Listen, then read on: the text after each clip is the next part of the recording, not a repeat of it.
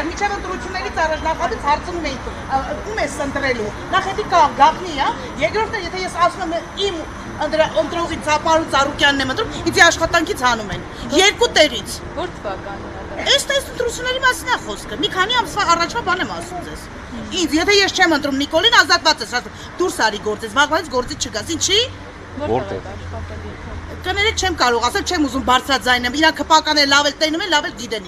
իրանց աշխատողներին լրացնել ուղղորդում են, որ տենց պետք է լինի։ Իսկ այսօր ես առանց գործ եմ։ Խի։ Նիկոլ, դե այդ պահի տունս, կարաս պահես թոշակառուիս։ Հաշվանդակ թոշակառուն է, որ մերս չի քայլում։ Արի պահի տենամ կարաս պահես։ Սենց ինչքան կարամ ես մնամ, 50,000-ով թոշակառուի հաշվին, ես երիտասարդ աղջիկ զինվորի մայր թոշակառու եմ պահում, 50,000-ով ես կարող եմ պահեմ, այս երկրում մի հատ լավ բան չտեսանք, այն մարդիկ, որ հայրենասեր են, հայրենիքի կողին կանգնած են, միշտ կոտրում են, եկեղեցու կողը կանգնած են, կոտրում են, մեր մշակույթը, մեր ինքնությունը կորցնում ենք, ռեստորանը աշխատում էր, երկիրը պիտի զարգանա, ընտանիքներ, սերունդներ պիտի ծնվեն, թե չէ։ Այսինքն կարծում եք, որ սա Գագիկ Ծառուկյանի հարցը չի, այլ ամբողջ Հայաստանի որ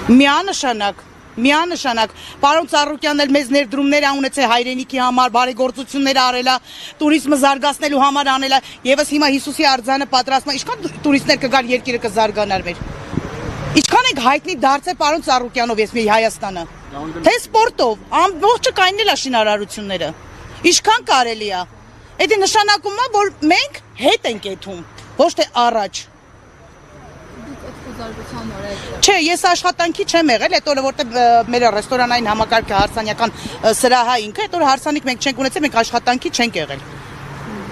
Բայց դա էլ ձև չի։